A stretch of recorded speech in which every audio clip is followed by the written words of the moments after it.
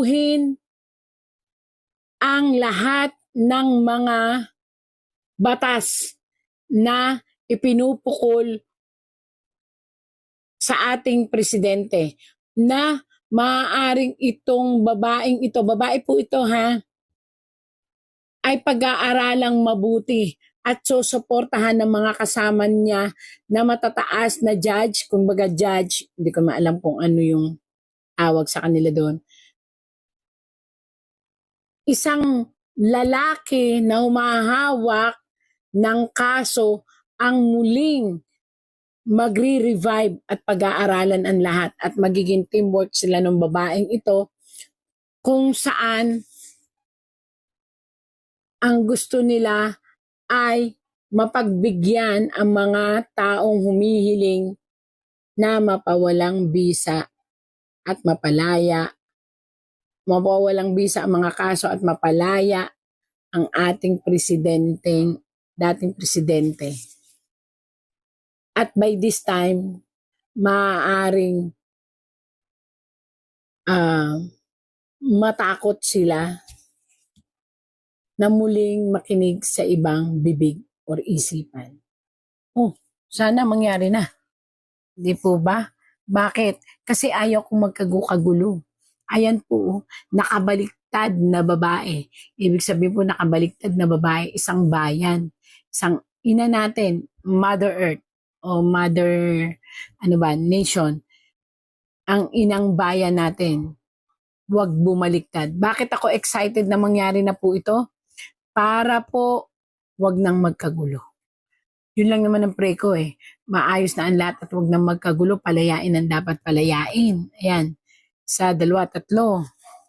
Kaya lang po, may again and again, may isang sitwasyon na parating sa mga tao na naging dahilan. Ayan po, na naging masaya, panandalian sila at naging dahilan para maitapon o maitaboy nila itong si dating president. Ayan o, nakatalikod. Na ito ay paikot-ikot na gumagawa ngayon ng sirkulo sa universe. Sila ay hahatulan. Kaya kung sino man po ang humahawak ng mga sitwasyon, pakaisiping mabuti. Matutwis ang lahat at mahahatulan ang lahat na may dahilan ng pagkakakulong niya. Ito ay biglaan.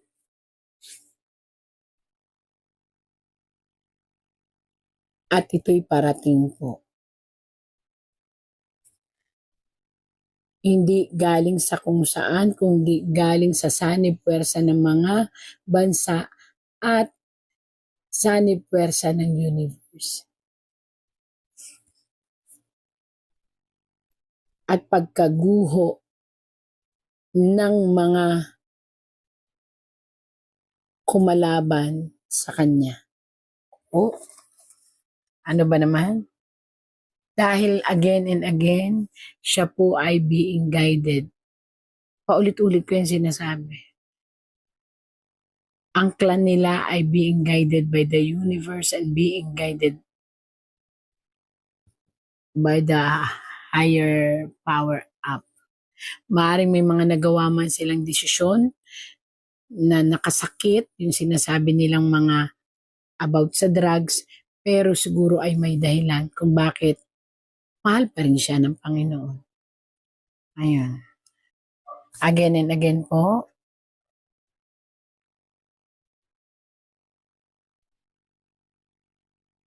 palagi siyang iaangat ng poong may kapal. At marami na pong nagtatrabaho para siya maiuwi. At sana po'y bilisan. At delikado po ang sitwasyon dahil makakalkal ang mga taong may kinalaman sa pagkakulong po niya. Yun po ang lumabas dito. Kahit makalabas or hindi makalabas ang ating dating presidente po, may isa pong sitwasyon na mababaliktad sa larangan ng politika at ikamamangha at ikagugulat ng buong sambayanan. Bakit? Dahil ang naglitis sa kanya ay siyang lilitisin. Ang lahat ng nag-organize para siya ay litisin ay lilitisin. And may isang matinding revelasyon na magbubukas para sa katarungan at ito ay mayroong hawak na gintong pandisiplina o pambatas. At ito hindi basta-basta. Pamumunuan ito ng mga matitinding namumuno ng iba't ibang bansa. So makakalkal ang dapat makalkal. Yun po. Again and again, yun po ang sabi sa ating dating presidente. Hindi pa naman po siya talaga totaling mawawala. Pero dahil nga po kapag tumagal pa siya doon, maaaring mag-ghost talaga ito sa depresyon at paghina ng kanyang katawan na maaaring mapunta sa kanyang kasawian. Pero sa ngayon naman po, okay pa po siya para sa mga naghihintay Pero kailangan nga pong bilisan dahil ang katawan niya ay bumibigay din dahil nga po sa edad. At pakaingatan siya sa mga pagkain. Hindi ko alam pero ayon po dito sa tarot, poison ay delikado sa kanya. Poisonous food. Thank you po. Again and again po, natapos po ang ating pagtatarot sa sitwasyon na sana po ay mapagbigyan na upang wag nang mapunta pa sa magulong sitwasyon ng ating politika, bansa, at magkapatawaran na ng mga nakaraan upang matalakay talaga ang tunay na sitwasyon ng gobyerno natin.